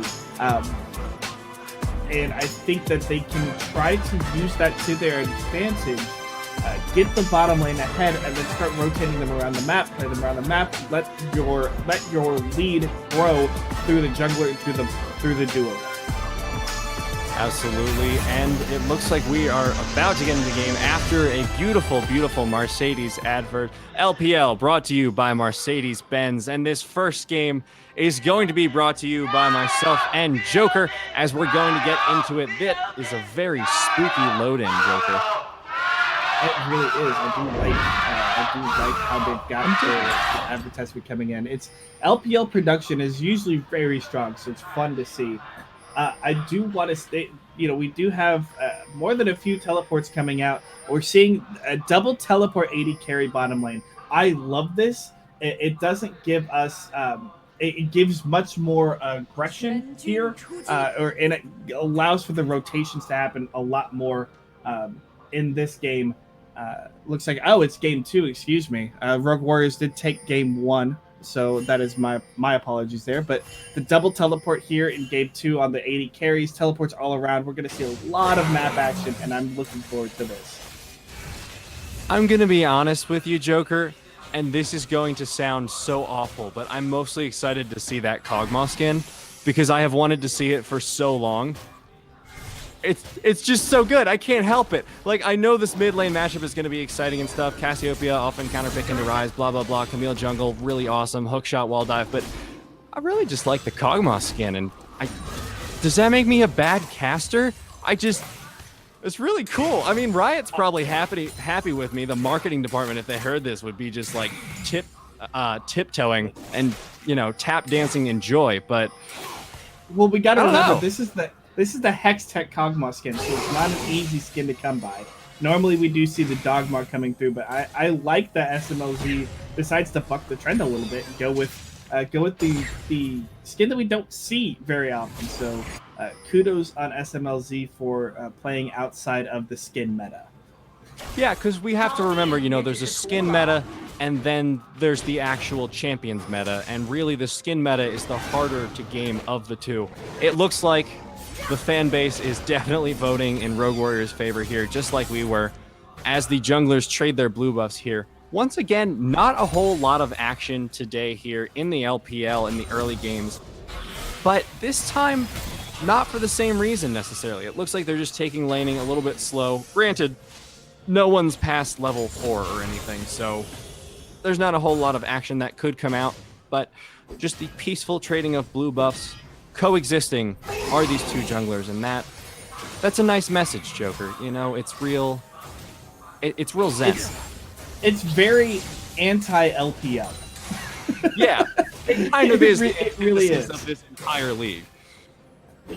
So I know we've kind of touched on that mid lane matchup. It's something that we've seen so many times over. This bottom lane is also relatively similar to what we've seen in the past. What I want to see more of is the top lane matchup, the Jax into the Dr. Mundo. Jax does have quite an early game advantage over the Mundo. Can push in the lane and get a little bit more damage down early on, but it's a matter of can Mundo survive. But hold on, Goong has to flash. That's the LPL I like to see. Goong having to flash out. He is going to be the first blood here, but soon to follow will be Doinby. 1-for-1 trade here in the mid lane, and that's what we're talking about here with the LPL. That's a pretty big lead here for Rogue Warriors, though. That was an early aggressive dive for Rogue Warriors. That was really interesting. It was something that you don't expect to see happening, but that's because Doinby was able to get quite an early advantage. A lot of damage down on the Goong as well. Just unfortunate that XX was right there. So we do see the dive, massive minion wave. The stun coming in, couldn't avoid the flash. It was interesting positioning from Doan B. He decided to go up to the jungle instead of trying to follow his jungler down, which I would not normally advise. Normally you want to follow your jungler and maybe give yourself a bit of that 2v1 advantage. He didn't not give the kill over to XX, and having an early kill on a Xin Xiao it's not something you want if you're Rogue Warriors, because that just gives him so much early aggression and early advantage throughout the map, and that's what he needs to thrive. Absolutely. The early advantage coming out for Rogue Warriors, but it's been mitigated pretty quickly. They're now only up 200 gold. They had at least a 500 gold lead for a second. Unfortunately, much like Puppy Love, the phase ends of the victory far too soon. Going to see a little bit of scrapping here in the top lane. But speaking of this top lane here, Joker, how do you expect the early game to play out here? Mundo versus Jax is, suffice to say, not a matchup we see much. Oh, God, I'm going to interrupt you again. Flawless is not playing up to his name as he gets taken out here. His first death of the game. And that's... it was just unfortunate, got caught with the root and just wasn't able to do anything about it. Couldn't get himself over the wall, so good play by Top Sports, and that's exactly what happens. Whole bottom lane fight now. Ooh, bottom lane, the flash coming out from that Tom Kench. The good engage there from Cat, going to secure a whole lot of damage. And now, where before SMLZ was having a lot of presence in this lane, they're going to have to back off for at least a little bit while his support is able to heal up. Meanwhile, what a great juke there from Goong, predicting that Cassiopeia ult, dodging away from it, and now Goong might look for the roam. The TP coming out from Chocho. I do not like the TP on AD carry meta, mostly because I like having heal as an AD carry, but gets you that extra map pressure, so I guess I can't complain too much. I like it if you're playing with a support that you can play with. I preferred it with a more healing support. We do see the teleport coming in. Here comes the big play from Top Sports. It's approximately LPL o'clock, ladies and gentlemen. We have the 4-man tower dive here at 5 minutes. Only one casualty so far. That was FMLC, followed by Killua. 2 for none here in this skirmish for dedicated bot. Even before the 7-minute mark hit, that's peak LPL right there, and I love it. That is exactly what LPL is known for: the early aggression, the early dives, the play from Lies to get that stun in and take out Killua as well. And that is not the Top Sports gaming that we are used to. We're not used to seeing such fluid play and fluid dives from Top Sports. So it looks like maybe it helped bringing in XX, but they probably did a lot of work in the offseason to try to do what they can to bring themselves back into this. Mouse is going to try to get this turret. Looks like he may be able to get it. He will be able to get it with the burning with the passive on his E, I believe, giving him that extra bit of physical damage. Here comes the play. Cat able to get the big knock-up, but the early devour coming in from Killua just means that SMLZ is a sitting duck. Teleport is completed, and now we just see an easy play. SMLZ gets picked off, and that's basically all she wrote. Once the thick skin wears off, it's easy pickings there for Lies as he picks up his kill. That's going to help him out so much up in the top lane. He already had an advantage against Dr. Mundo, but he needed that kill because Mundo did get solo gold from the turret and does have a bit of a CS advantage. So getting that kill evens out the top lane and at least continues to get Lies ahead, get him towards that Trinity Force much faster. Yeah, but that said, it was a pretty good adaptation there from Mouse to hard push that top lane tower and get them something off that 4-man dive bot. As a result, they did get that global first tower gold. They're only 1,000 behind now. So really, as disastrous as that play looked for Rogue Warriors, they're not doing too badly, all things considered. You know, they've lost their jungler to a pick, they lost their bot lane to a 4-man dive, and still they're only 1,000 down, and it's only 9 minutes in the game. On top of that, look at their team. They scale so well. Yeah, 1,000 down at 9 minutes, 10 minutes. That's not an insurmountable lead at all. It's definitely something that they can play back into. They can farm up. I'm honestly surprised we haven't seen the bottom lane rotation from either team, considering the opposite turrets are down now. That creates a much longer lane for SMLZ and Killua, who are they're very immobile. Yes, you do have the Devour to keep SMLZ out of trouble, but when you've got a gank like this coming in from XX, it just creates so much more havoc and much less room to work with, since you don't have that turret to fall back to. So I would not be surprised to see Rogue Warriors try to rotate their bottom lane up to the top lane in the safety of the turret here relatively soon. Well, it looks like they're rotating at the very least in a topwards direction. Meanwhile, Flawless going in, but that is not the engage you want. He's going to flash out of his own ultimate. The Tom Kench ult was not well received there. He is going to go down almost certainly. SMLZ having to flash out and kite back, but Killua, a unfortunate casualty there for Rogue Warriors. And that was not good for them. Top is doing so much better than I would have expected. I don't think anybody expected Top Sports Gaming to come out so strong out of the gate.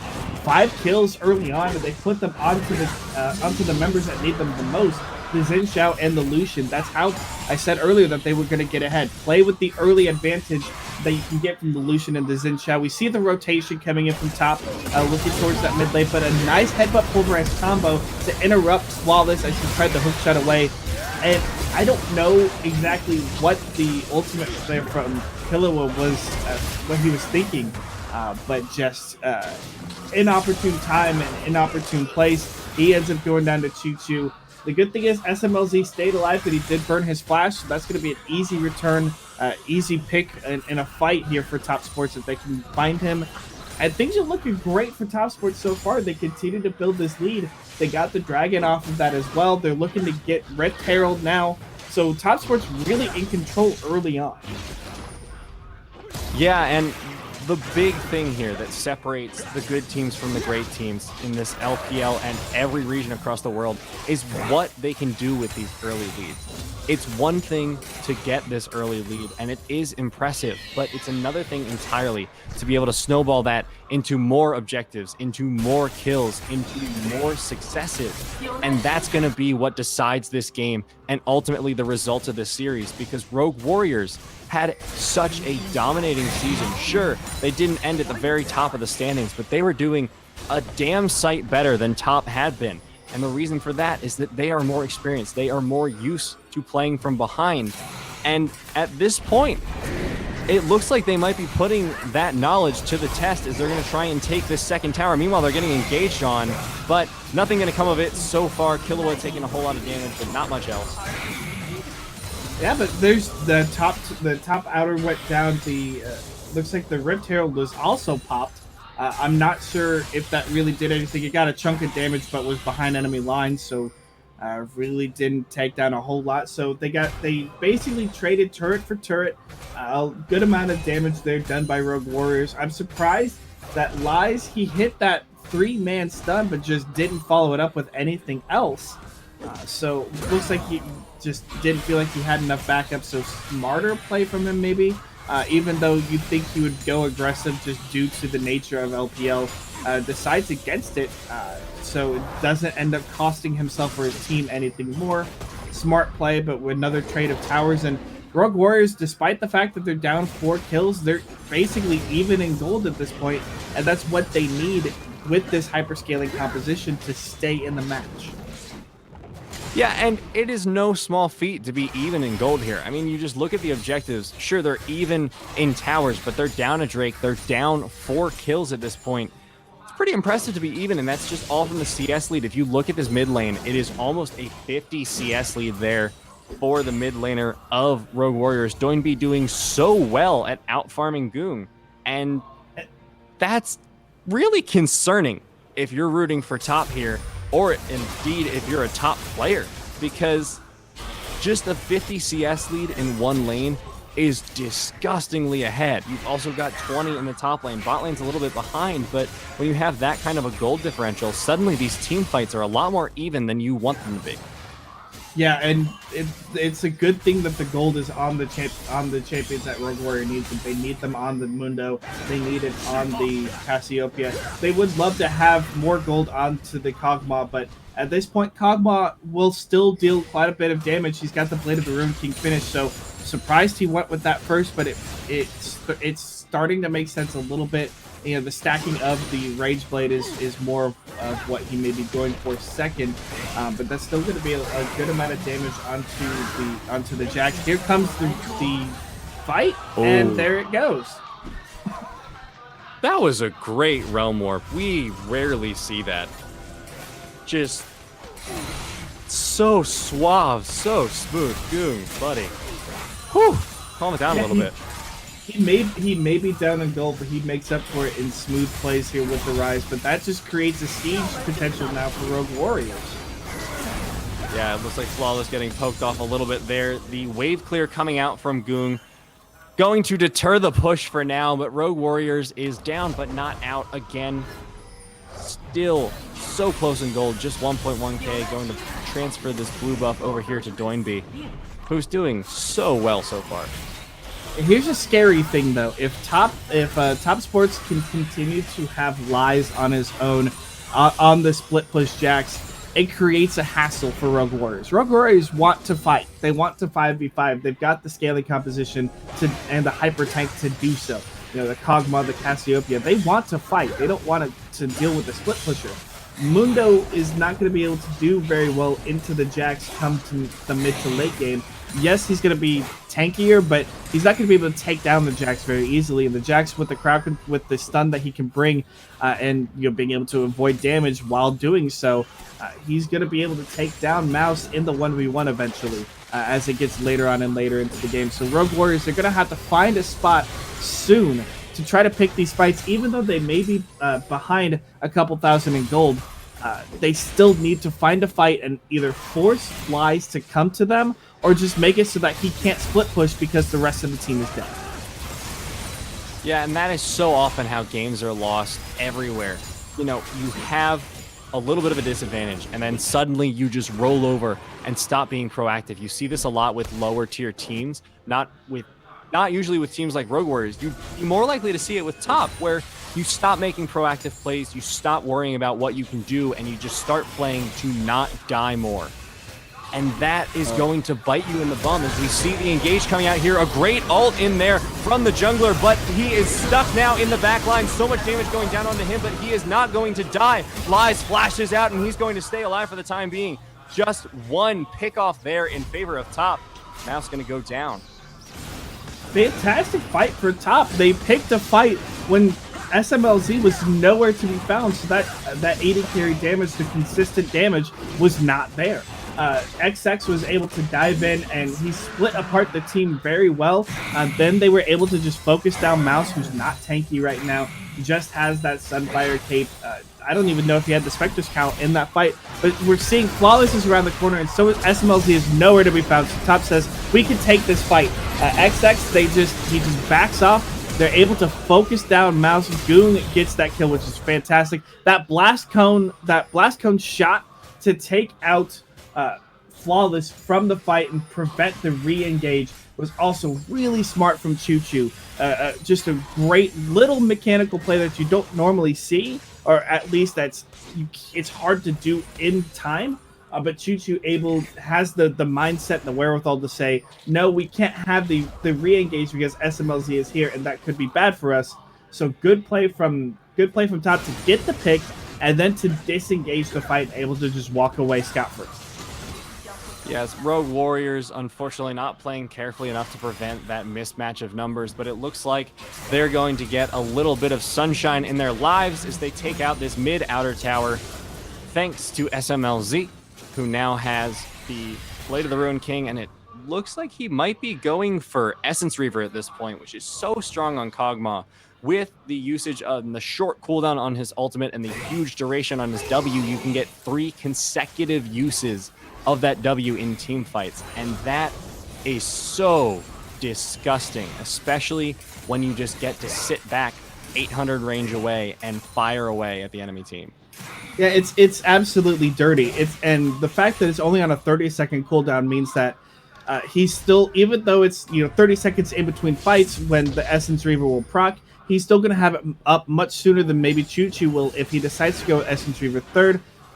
They get a little bit aggressive to get that red buff, but I like it. Choo Choo using the teleport, good timing. Steal the red buff away. Don't let SMLZ have it.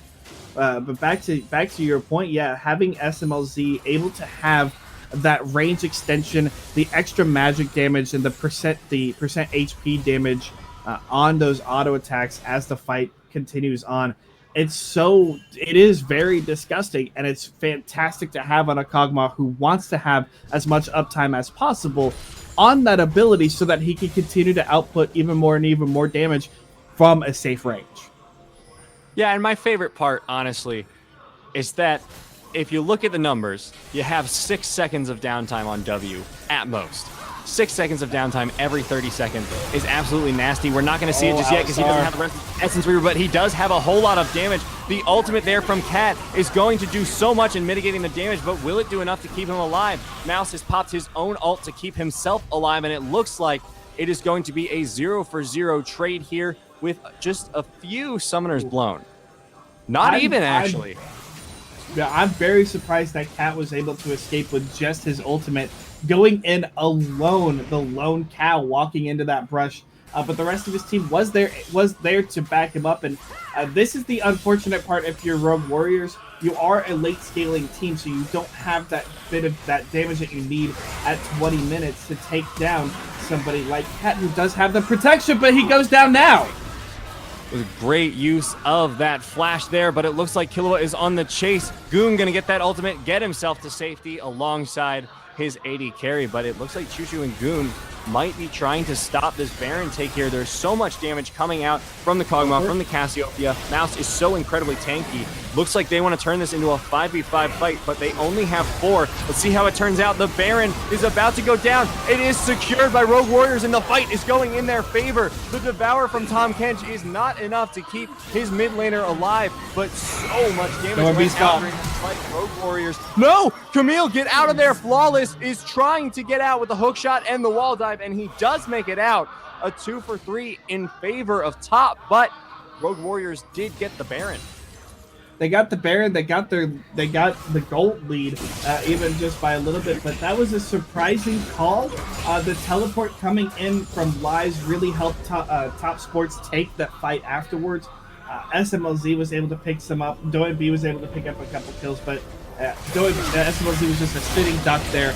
And we do see that teleport coming in from the backside. A good zoning miasma coming in, but that huge stun came in and just completely wrecked Rogue Warriors there. They try to escape Flawless, just able to make it out. SMLZ sitting duck there. The kill goes over and just dodges that shot from Goon, able to survive. So that's 2 members of Rogue Warrior with the Baron buff up. Top Sports, they won the fight.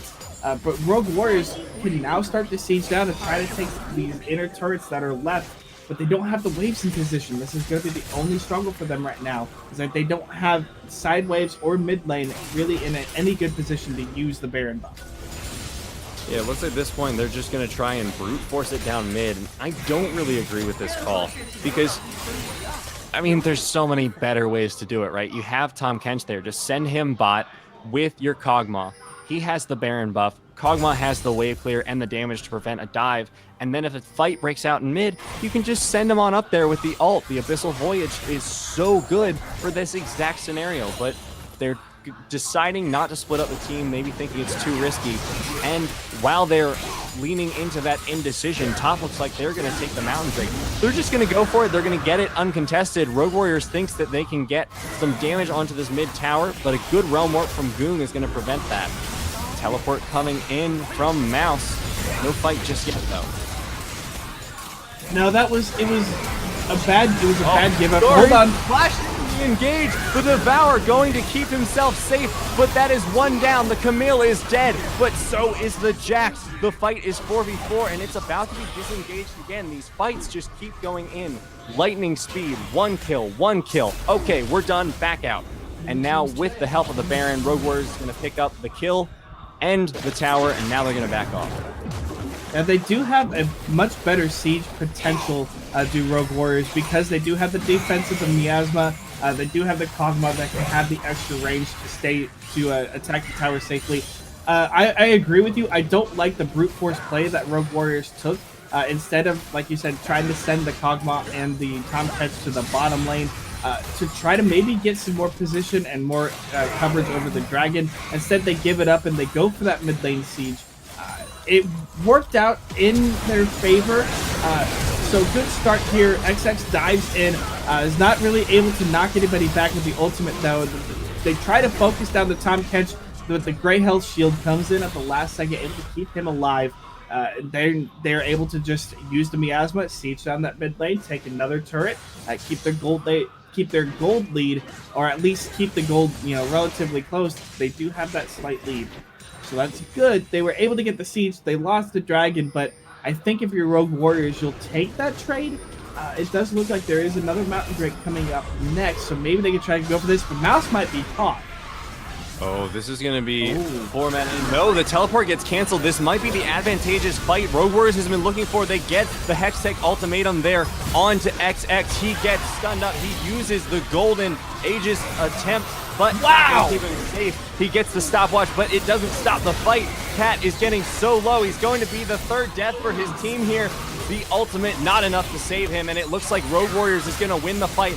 Push down onto this inhibitor tower in a second here.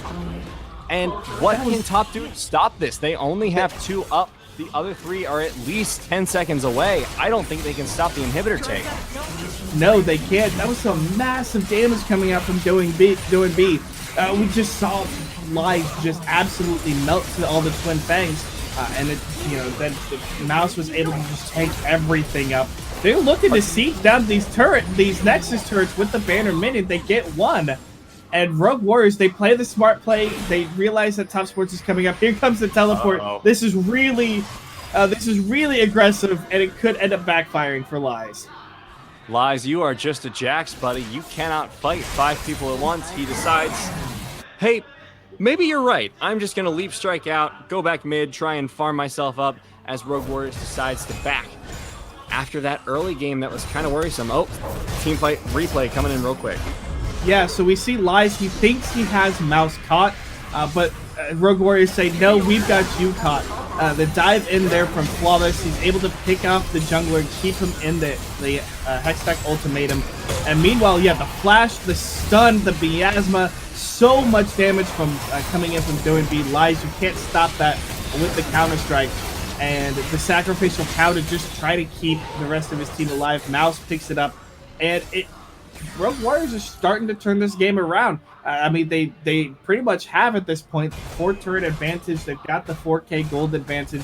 Yes, they're down in kills, but that doesn't matter when you can still play around the map and play these team fights like they have been. Yeah, they've been playing the team fights pretty well so far. Rogue Warriors is getting a pretty significant lead at this point, and that's really not what Top was looking for. And I mentioned this earlier in the game. Often what teams do when they get those early games lead is they fail to capitalize on it. They fail to keep getting leads. They fail to keep doing things with them. And we're seeing Top fall into that trap right now. Rogue Warriors kind of turned it around on them and said, all right, cool, you got an early game lead. So what? We just won a team fight. We just took Baron.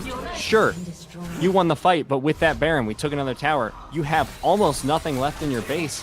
And they just have all the momentum now in this game. Yeah, and this is disgusting. We're already seeing the Doan be on 4 items, 7 stacks on the Dark Seal as well, and there's not even 3 complete items for Doom. This is insane, the amount of damage that Doan B is able to output in fights. Engage comes in. Engage comes in, but the Devourer comes out, and Cat is about to die here in the back lines. But no, it looks like SMLZ is going to be able to stay safe despite so many diving on him, and that's just the fight. As soon as it started, it ended 4 for none here in favor of Rogue Warriors. They already took 1 Nexus Tower, and this is going to be the second one. Rogue Warriors, after a rough early game, are going to take the series 2-0 over Top Gaming. And it comes off of the back of some very strong team fights from Rogue Warriors. They had the hyperscaling composition. They got the items they needed on the carries they needed them on. W1D2 carried the fights so hard on this Cassiopeia. Once he hit 3 items, once he hit 4 items, it was just over. There was nothing that Top Sports could do against the Cassiopeia. The zone control she brought, the damage from the Twin Fangs, and it was lights out once that happened. Yeah, W1D was really just carrying the team all the way to the top there with that performance. Out CSing the Rise so much. Goon was in no way ahead in that lane at any point. He may have felt like he was.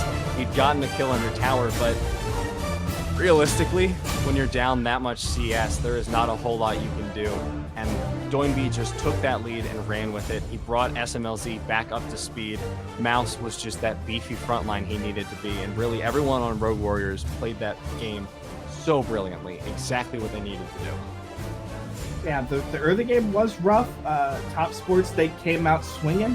This is what I'd like to see from them, coming in some more early game aggression. But if they go with that early game aggression, they need to learn how to end it at that point. They struggled in trying to end the game with any kind of lead that they had, or at least continue that snowball rolling. They got caught up, and they allowed the hyperscaling of Rogue Warriors to come back into play. And Rogue Warriors, they do have the stronger team. They do have the more mechanically sound players, and they also had a much better macro play and macro plan around this team fight, around the team draft that they have.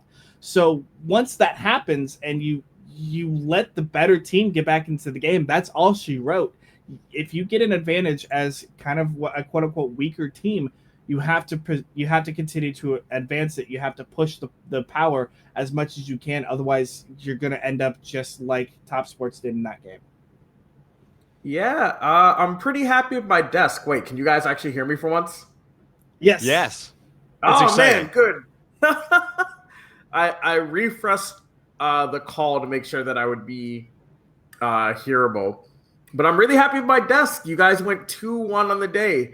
You predicted a traditional bot lane, and you predicted Rogue Warriors winning, which during parts of the game felt a little suspect. I was really expecting you guys to go 1-2, but then I remember that Top Sports Gaming is not a real team. And even with replacing Marin in the top lane, it wasn't enough to carry them to victory. Even with having the top lane Jax be that split push threat, although I do feel like they did bring him into team fights a little too early. I think they could have let him pressure that top tower just a little bit more in TP just a little bit later. Bot tower. But what happens, and it's like Joker said, if you're a weaker team and you get that advantage, you need to push it so hard and never let up the pressure. And it felt like at times that Top Sports got their early picks around before the 15-minute mark. They were up something like 6-1, and they took their foot off the gas. And that sort of allowed Rogue Warriors to scale up. The dive that they made early on, that 4-man play bot, was just fantastic. I don't think I've seen as good or better of a team fight or gank potential, coming in from multiple teleports as I've seen in quite some time. They really handled that well. They zoned out the support and just made it just so that the AD carry was all alone. That Kog'Maw, there was nothing he could do already at half health from the earlier engage. And then they chased it down. They continued on well. They got the turret. They played that whole section of about 4 to 5 minutes fantastically. I don't think I've seen a team play that well in quite some time, at least when it comes to one specific set play. The unfortunate thing is they just, like you said, they took their foot off the gas.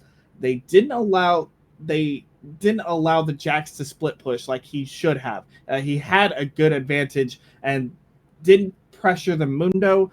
They let the Dr. Mundo scale up and get some more items, get some more gold underneath them. And that was one of the downfalls that they had, was they couldn't take out this hyper tank. And when you can't take out a hyper tank who's protecting 2 hyper carries, those carries are going to demolish your team. And we saw W1D2 do just that. If Top Sports had continued to play around the Jax, They allowed the split push. They defended. They played a 4-1 style. They didn't allow, aggression, or they at least tried to counter out any early aggressive plays from Rogue Warriors. The game might have been a little bit different if they had been able to really take that Baron fight a little bit better before the Baron was taken down. That would have absolutely turned the fight, because then they could have taken Baron and started the siege and get that gold lead back. But at that point, once Baron was taken, there was no holding back the Rogue Warrior squad. They know what to do with the lead when they get it, and we saw exactly that. Yeah, it was definitely unfortunate for Top Sports Gaming. They could have dragged this out to maybe a 3-game series, but after that Baron take, it was all over for Top Sports Gaming. Nibiria, you said that you wanted to have some hope and some faith in this team, and like they met the expectations that you set for them. But do you think there's anything that they can take away from this game and hopefully use for the rest of the season? Nothing I think they would find constructive, because really it was just like, okay, good early game. Don't throw it away. Cool. Because realistically, that's exactly what happened. They had the good early game. They had the advantages they needed, but then suddenly they started taking these really weird trades, or fights started going no longer their way, and they didn't adapt to it. I think one of the things they could have done better in the early game, as dominating as it was, they didn't put enough pressure onto Doinby. As Joker was saying, Doinby became that huge carry in the later game, but the problem was, it was because he got that huge CS lead during the lane. He was up something like 50 CS during laning phase, which is a ridiculous amount if you want to have anything like a fair fight. So if there had been more pressure on Doinby on that Cassiopeia, I think Top Gaming would have had a much easier transition into the mid and the late. But regardless, I think they do need to look at their mid and late game macro, because that is usually when these teams fall off, when they have less experience dealing with it.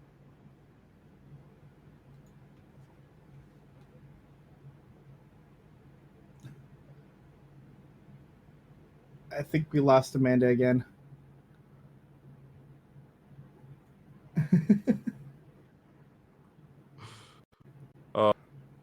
Amanda is not having a good night. Not Nope. all feedback. There we go. Not all feedback for Top Sports Gaming has to be positive, Nibiria, and hopefully they look back at these 2 games and really maybe go in a hyperbolic time chamber before their next game. I don't know. It looks like they might spend another season at the bottom, another split at the bottom of the table, but who knows? It is the LPL. Anything could happen, except Snake Esports winning. Three things in life: death, taxes, and Snake Esports losing. Yeah, it's unfortunate, but that's all the time we have for you this evening. Thank you to my wonderful, attractive, slightly good at prediction casters, Joker and Nibiria. Thanks to our wonderful producer, Chris Chopsky Pollock. And also thanks to you, the fans, who came out and watched our wonderfully professional, high-quality broadcast. And until next time, remember, Yasuo is an AD carry, and your bot lane is not inting.